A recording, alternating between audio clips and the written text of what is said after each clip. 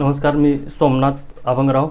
मी Whirlpool कंपनीच्यामध्ये काम करतो किंवा सर्व्हिस देतो किंवा डेमो वगैरे पूर्ण सगळं करतो. ठीक आहे. कमीत कमी 7 ते 8 वर्ष झालं मी काम करतो मशीनचं रिपेअरिंगचं.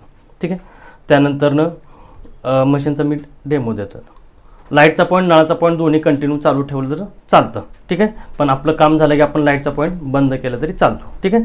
त्यानंतर मशीनला कुठल्या प्रकारचं डिटर्जंट, साबण, निरमा नाही वापरायचं. कारण का तर डिटर्जंट हे पूर्ण पाण्यामध्ये मिक्स होत नाही किंवा त्याच्यामध्ये घाण राहते ती, बरोबर.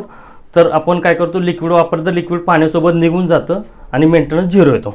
ठीक आहे. त्यानंतर लाईटचा पॉईंट आता सध्या चालू आहे, नळाचा पॉईंट चालू आहे. हे बटन ह्या साईडला पण फिरतं आणि ह्या साईडला पण फिरतं, बरोबर. हे पॉवर ऑनचं आणि ऑफचं बटन हेच आहे. ऑन पण इथून आणि ऑफ पण इथूनच. ठीक आहे. आता ऑन केलं, हे बटन इथं असं चिन्ह आहे बघा, दिसतं चिन्ह. तर सॅनिटाईज म्हणजे काय, जर साधारण आपलं हॉस्पिटलमधले काही कपडे वगैरे असतील तर ते पण कपडे तुम्ही त्याच्यामध्ये धुवू शकता, म्हणजे सॅनिटाईज वगैरे टाकून. ठीक आहे. त्यानंतर आपलं वापरायचं असेल तर डेलिकेट म्हणजे काय, जर साधारण एम्ब्रॉयडरीचे कपडे असेल, ड्रेस असेल किंवा शालू वगैरे असेल ते पण तुम्ही त्याच्यामध्ये टाकू शकता. त्यानंतर आपलं वापरायचं आहे कॉटन. म्हणजे कॉटन म्हणजे काय, जर साधारण पूर्ण कॉटन म्हणजे आपण काय म्हणतो किंवा एखादं कडक कपडे वगैरे असे काही कॉटनचे काही कपडे असतील तर ते पण कपडे तुम्ही त्याच्यामध्ये प्युअर कॉटन धुवू शकता. त्यानंतरनं इको कॉटन म्हणजे काय आपण मिक्स कॉटन म्हणतो, बरोबर. तर मिक्स कॉटन पण तुम्ही त्याच्यामध्ये धुवू शकता. त्यानंतरनं डेली वॉश म्हणजे काय, जर साधारण रोजचे कपडे असेल आंघोळीचे वगैरे ते पण कपडे तुम्ही त्याच्यामध्ये धुवू शकता. म्हणजे रोजचे सगळेच कपडे त्याच्यामध्ये मिक्स किंवा साडी, गाऊन वगैरे किंवा ड्रेस वगैरे असेल तर ती त्याच्यामध्ये रोजच्या कपड्या म्हणजे ह्याला डेलीला सगळे यूज करू शकता. त्यानंतर आपलं वापरायचं असेल वुलन्स. आता मग अशी तुम्ही काय विचारलं की रजय वगैरे म्हणजे टाकू शकता का. रजय वगैरे त्याच्यामध्ये चालते, पण रजय असेल तर सिंगल माणसाची रजय त्याच्यामध्ये बसते, कारण सिंगल माणसाची एकच रजय त्याच्यामध्ये बसते. ठीक आहे. त्यानंतर आपलं वापरायचं आहे कर्टिंग वगैरे.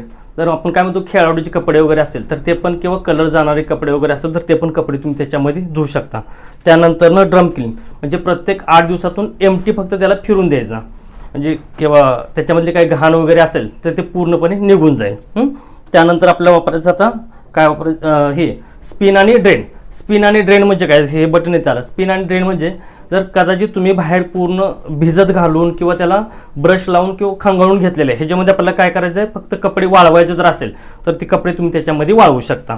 त्यानंतर आपल्याला वापरायचं आहे रिन्स आणि स्पिन म्हणजे काय, तुम्ही बाहेर भिजत घातलेले किंवा सरांचे घाण कपडे तुम्ही बाहेर भिजत घालून त्याला ब्रश वगैरे लावून घेतलेला असेल तर ह्याच्यामध्ये तुम्ही काय करू शकता, खंगाळणे आपण काय म्हणतो की खंगाळून पिळून फक्त वाळून दे, तर त्याच्यामध्ये ते पण तुम्ही ती करू शकता. तर त्यानंतर आपलं वापरायचं आहे बेबी केअर म्हणजे जर साधारण लहान मुलांचे कपडे किंवा बाकी सगळे लहान मुलांचे त्याच्यामध्ये चालतं. त्यानंतर आपलं वापरायचं आहे टेडे वगैरे म्हणतो का ना आपण, ते पण त्याच्यामध्ये तुम्ही टेडे वगैरे वापरू शकता. त्यानंतर आपल्याला वापरायचं आहे पिलो कवर वगैरे सुद्धा आपण त्याच्यामध्ये वापरू शकता. त्यानंतर आपल्याला वापरायचं आहे रॅपिड.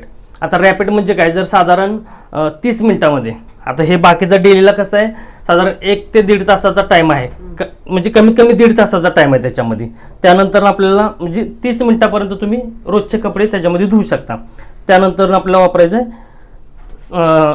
काय ते स्टेन वॉश म्हणजे काय, जर साधारण तेलकट कपडे असतील किंवा किचनमधले कपडे असतील ते पण कपडे तुम्ही त्याच्यामध्ये धुवू शकता. त्यानंतर आलं सॅनिटायझर. हे बटन ह्या साईडला पण फिरतं, ह्या साईडला पण फिरतं. तुम्हाला कुठलं वापरायचं आहे ते फक्त तुमच्या याच्यावर डिपेंड आहे, म्हणजे घराच्या फॅमिलीच्या याच्यानुसार ते डिपेंड आहे. ठीक आहे. आता जर कमीत कमी आपण काय करू शकतो की नॉर्मल असेल तर 30 मिनिटापर्यंत तुम्ही धुवू शकता ना, बरोबर ना. रोजच्या आंघोळीचे फक्त कपडे असेल तर 30 मिनिटापर्यंत ठीक आहे. त्याच्यामध्ये एखादा ड्रेस पण चालतो, असं काय नाही की त्याच्यामध्ये निघत नाही, पण निघतात, चांगले स्वच्छ निघतात कपडे त्याच्यामध्ये. आता सर्व्हिसिंगची काळजी काय घ्यायची की जसं की आपण बोरचं पाणी वगैरे यूज करणार आहे, बरोबर. तर बोरच्या पाण्याला क्षार जास्त असतात, म्हणून काय करायचं की प्रत्येक 1 ते 1.5 महिन्यातून, कमीत कमी 2 महिन्यातून ह्याला स्केल 1 पावडर येते, ती स्केल 1 पावडर ह्याच्यामध्ये टाकायची, ह्याला एमटी फिरून द्यायचं, बरोबर. का एमटी कारण का फिरवायचं की त्याच्यामध्ये कपडे वगैरे नाही टाकायचे, कारण कपडे त्याच्यामध्ये नाही चालत. जसं की तुम्ही काही डिटर्जंट वापरलं असेल किंवा काही कपड्याची घाण असेल किंवा बोरच्या पाण्याचे काही क्षार असतील ते निघून जाणार. आता सर्व्हिसिंग म्हणजे काय की बाकीच्या ते पूर्ण सगळं काढून त्याची सर्व्हिसिंग नसते, फक्त बेरिंगा वगैरे पूर्ण सगळं स्वच्छ राहतात किंवा ड्रम स्वच्छ राहतो म्हणून आपण सर्व्हिसिंग करून घ्यायची. जर नाही आपण सर्व्हिसिंग केली तर त्याच्यामध्ये जे काय होतं, जसं मातीचं थर म्हणजे त्याच्यामध्ये 2 ड्रम आहेत ना, की असं ते गुंडाळत जातं त्याच्या, मग त्याला काय होतं, ती घासत गेलं की लाईट बिल जास्त येतं, आपली मशीन जास्त वेळ चालती किंवा PCB वगैरे प्रॉब्लेम येतात, कारण की जास्त वेळ चालणार ना मशीन, की गरम होणार त्याला. त्यामुळे आपण सर्व्हिसिंग करणं त्याची काळजीच आहे. मशीनला कुठल्याही प्रकारचं फक्त फिरून सांगतो की डिटर्जंट वापरू नका. कारण का वापरू नका तुम्हाला त्याचं सांगितलंय ते.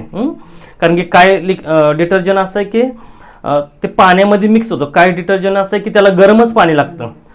गरम पाणी जातं का नाही येतं, होऊ शकत नाही का गरम डायरेक्ट? होतं ना, ते ज्याला पाहिजे ते तेवढं घेणार. तर इथं 1200 RPM हे वगैरे ते दिलेलं आहे, पण ते त्याला जेवढं पाहिजे तेवढंच घेणार आहे ते. एका वेळेस पाणी किती लागेल मशीनला? एका वेळेस का? एका वेळेस लागणार तुम्हाला 80 ते 70 लिटर. म्हणजे कोणता प्रोग्राम वापरणार आहे त्याच्यावर डिपेंड आहे तुमचं, बरोबर का नाही? आता याच्यामध्ये आपण ऑलरेडी पहिल्यांदा कपडे वगैरे टाकून द्यायचं. त्यानंतर इथं 3 कप्पे आहेत, बरोबर. आता 3 कप्प्याला म्हणजे काय, आपण जर पहिल्यांदा वापरत असेल तर कॉस्टिक सोडा वगैरे तर इकडे टाकू शकता, बरोबर का नाही.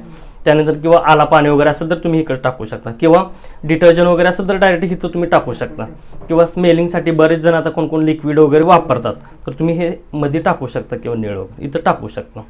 कोणतंही लिक्विड मध्ये टाकायचं नाही, इथं टाकायचं साईडला मोठ्या ह्याच्यामध्ये. आता जसं म्हणजे कसं असतं कोणाकोणाचं की किंवा कॉस्टिक सोडा असेल किंवा रिनाल असेल किंवा बरेच महिला काय काय वापरतात ते आपण नाही, ते इथं तुम्ही वापरू शकता, किंवा फक्त मुख्य डिटर्जंट वापरायचं इथं टाकू शकता. अजून कोणती कोणती काळजी घ्यायची बाबतीत?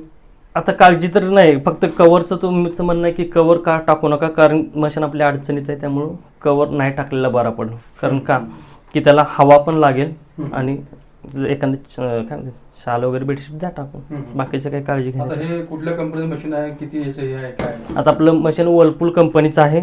मशीन आपलं 8 किलोचं मशीन आहे, बरोबर.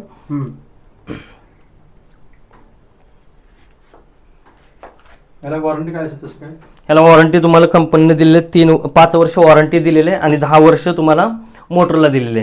ते पण यातलं काय तुटलं फुटलं तुमच्याकडून किंवा उंदरानं काही वायरी वगैरे खाल्लं असेल तर वॉरंटी गॅरंटी मध्ये येत नाहीये, किंवा ह्याच्यामध्ये कॉइन गेले असेल किंवा साडीच्या पिना वगैरे ह्याच्यामध्ये काय अडकलेलं असेल तर वॉरंटी गॅरंटी मध्ये येत नाही, कंपनी देत नाही, बरोबर. फक्त कुठलाही मेंटेनन्स किंवा PCB इलेक्ट्रिक पार्ट असू द्या, कंपनी तुम्हाला 5 वर्षापर्यंत ते देणार आहे वॉरंटी. किंवा तुम्ही काय स्केलगॉन वगैरे किंवा पावडर वगैरे काय लिक्विड वगैरे काय घेतलेलं असेल त्याचे फक्त तुम्हाला पैसे पे करावं लागणार, कारण की ते ॲसेसरीजमध्ये येते, बरोबर ना. त्याचे बाकीचे तुम्हाला फक्त पे करावं लागणार. आता हे 10 वर्ष फक्त मोटरला, फक्त हे मोटरसाठी तुम्हाला बिल हे 10 वर्षासाठी जपून ठेवायचं आहे, बरोबर ना. कारण की इथं जर बिल नसेल तर तुम्हाला ते मोटर वगैरे किंवा तुमचा बाकीचा मेंटेनन्स नाही होणार, किंवा मी नसेल तर दुसरा कोणताही टेक्निशियन आला तर तो फक्त तुम्हाला बिल मागणार आहे 5 वर्ष. चुकून कॉइन पडला त्यात गेला तर मग, जर समजा चुकून त्याच्यामध्ये जर गेला कॉइन तर तुम्हाला 140 रुपये किंवा 140 रुपयाचं 140 रुपये तुम्हाला पे करावं लागतील ते काढण्यासाठी किंवा हे करायचं. ते पण सांगतो ना तुम्हाला सांगतो ते पण सांगतोय. आता हे जे आहे इथं तुमचे किंवा खिशामधले कॉइन किंवा बाकीचे काही काड्या वगैरे काही अडकल्या असतील किंवा तुम्हाला काय वाटत असेल हे जर काढून आपण क्लीन करून घेऊया ते पण चालतंय. हे असं दिलेलं बरोबर. हे काढून असं दिसतंय का ह्याची ना, हे काढून फक्त फिरवायचं, जरा थोडंसं ताकद जास्त लागेल त्याला. आता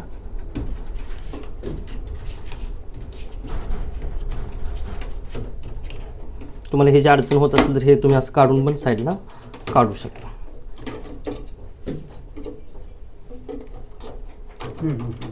बरोबर. हे साईडला निघतंय. इथे येतात कॉइन वगैरे इथं येतात. आता हे आतलं होल इथलं, इथं कॉइन वगैरे इथं येणार, किंवा काड्या वगैरे जर अडकले असेल तरी पण इथं येणार. जेवढं वरती आहे तेवढं येणार. जे जर आतमध्ये अडकलेलं असेल डंप वॉल मध्ये तर ते नाही येणार. त्याच्यासाठी काळजी घ्या म्हणतो आम्ही.